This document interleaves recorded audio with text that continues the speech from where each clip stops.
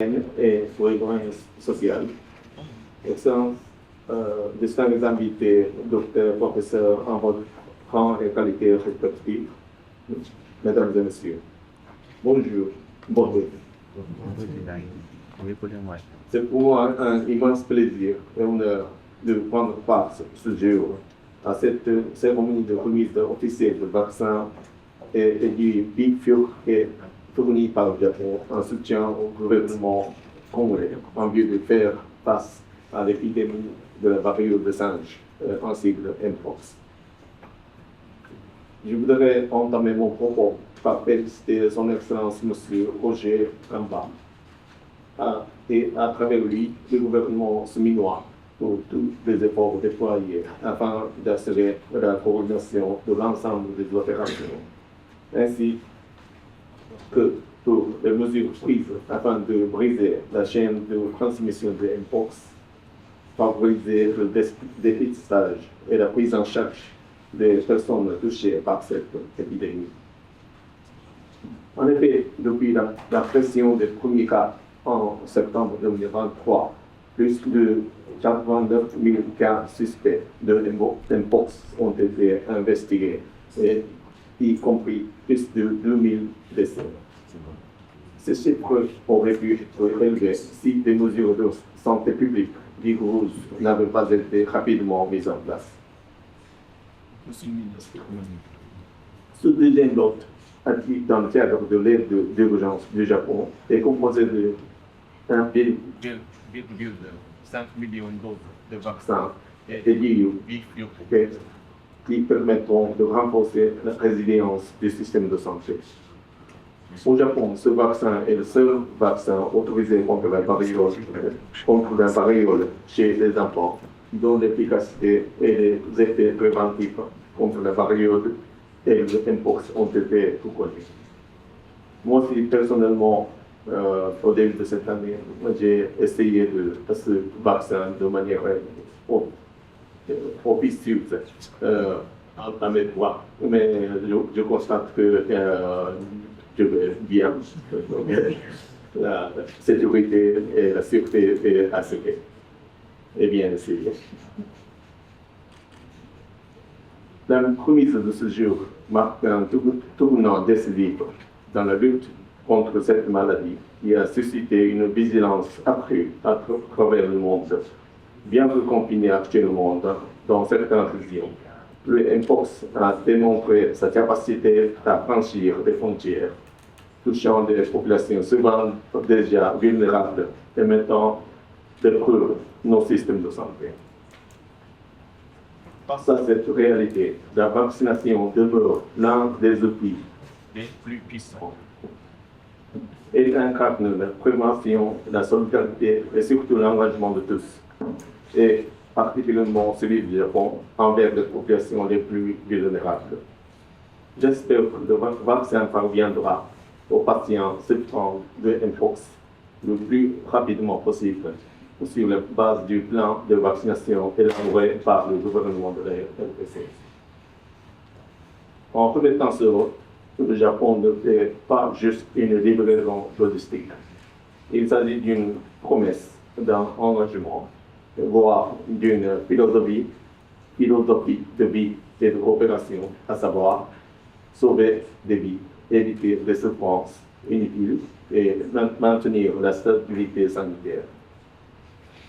Le Japon n'a aucun doute du bon usage qu'en voit le personnel de santé et de la plus-value de ces vaccins apporteront à côté des autres acquisitions provenant soit des ressources propres du Congo, soit des partenaires de la RDC.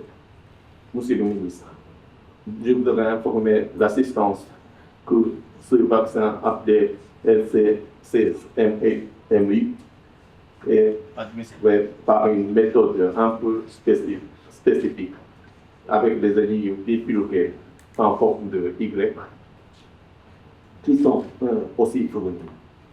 Ceux-ci ne sont appliqués par voie sous-cutanée, c'est-à-dire au niveau de la peau, et ne s'injectent pas par voie intramusculaire ou dans la veine. Ainsi, j'aimerais à cette occasion demander qu'une petite formation du personnel de santé en charge soit faite et l'opération de vaccination se déroule de manière sûre et sécurisée pour protéger efficacement la population contre le risque de cette maladie infectieuse. Je ressaisis cette occasion pour saluer le travail remarquable de tous les intervenants en santé qui, à travers les efforts de sacrifice consentis, contribuent vaillamment à faire baisser le taux de létalité et à augmenter le taux de guérison. Et je suis convaincu que l'amélioration de leurs conditions de travail et d'intervention reste un fort gage d'amélioration de la qualité des services rendus aux populations. Je ne saurais clore mon propos sans souligner que les récentes crises sanitaires nous ont appris que notre santé est interconnectée. Alors, faisons à ce que ces vaccins atteignent ceux qui en ont le plus besoin et qu'ils deviennent un vecteur d'espoir pour tous. Sur ce, je réitère l'engagement du Japon à demeurer aux côtés du gouvernement congolais et de la population congolaise dans sa lutte contre toutes les épidémies dont les résultats contribueront à engager durablement la RDC du chemin de développement et de la paix durable. Vive la coopération au Japon, vive la santé universelle. Je vous remercie. Monsieur l'ambassadeur du Japon en République démocratique du Congo, Mesdames et Messieurs, la cérémonie de ce jour consacre la remise officielle d'un lot de vaccins LC16M8 contre la Mpox. Ce don a été offert par le gouvernement du Japon à la République démocratique du Congo et ce geste s'inscrit dans la continuité d'un partenariat structurant, le Japon étant aujourd'hui l'un des principaux partenaires techniques et financiers de notre pays, en particulier dans les domaines de la santé publique. La Mpox, maladie infectieuse présente dans notre pays depuis plusieurs décennies, connaît depuis quelque temps une recrudescence qui est préoccupante tant par sa dynamique de transmission que par son extension territoriale. Face à cette réalité, le ministère de la Santé publique, l'Hygiène et de la Prévoyance sociale, à travers l'Institut national de santé publique et de son centre d'opération d'urgence de santé publique, a mis en œuvre une réponse coordonnée, articulée autour de la surveillance, du diagnostic, de la prise en charge ainsi que de la vaccination. Entre la première semaine de 2024 et la 27e semaine 2025, 90 994 cas suspects ont été investigués, dont 26 613 confirmés en laboratoire. Et à ce jour, 603 338 doses de vaccins ont été administrées. Le vaccin que nous recevons aujourd'hui vient renforcer nos capacités d'action. Il permettra de protéger davantage les populations à haut risque, tout en consolidant la stratégie vaccinale ciblée, indispensable pour contenir la diffusion du virus. À l'échelle nationale, sur les 519 zones de santé que compte notre pays, la RDC, 490 zones ont rapporté des cas de Mpox au cours des semaines épidémiologiques 21 à 24. Parmi elles, 55 zones étaient en situation épidémique, soit environ 11% du total national. Dans cette proportion, 21 zones relevaient d'une endémicité connue, tandis que 34 étaient classées comme des zones non endémiques. 3 semaines plus tard, c'est-à-dire la semaine 24 à 26, cette tendance montre une évolution notable avec le nombre de zones qui sont touchées passant de 55 à 34, représentant désormais 6,5% des zones de santé du pays. Et en parallèle, 456 zones sont actuellement considérées comme sorties de l'épidémie selon les seuils nationaux d'alerte. Sur les 34 zones encore touchées, une seule, la zone de santé de Djoulou, est en phase ascendante, tandis que les 33 autres présentent une dynamique épidémique stable.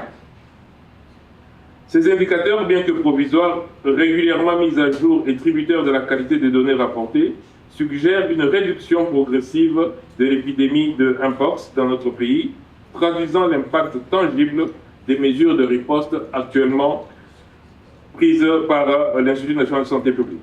Toutefois, cette amélioration ne saurait justifier un relâchement.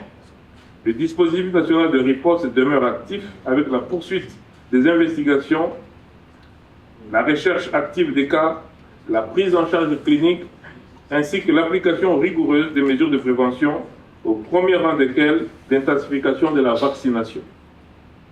Ce progrès encourageant confirme la pertinence des efforts déployés, mais il impose également une vigilance soutenue pour préserver les acquis et prévenir toute résurgence. Il est utile de rappeler que cette intervention s'inscrit dans une coopération plus large entre le Japon et la RDC, coopération qui appuie de nombreux axes prioritaires du secteur de la santé, notamment les domaines de la résilience épidémique et de la formation, de la logistique sanitaire, mais aussi de l'amélioration des capacités nationales.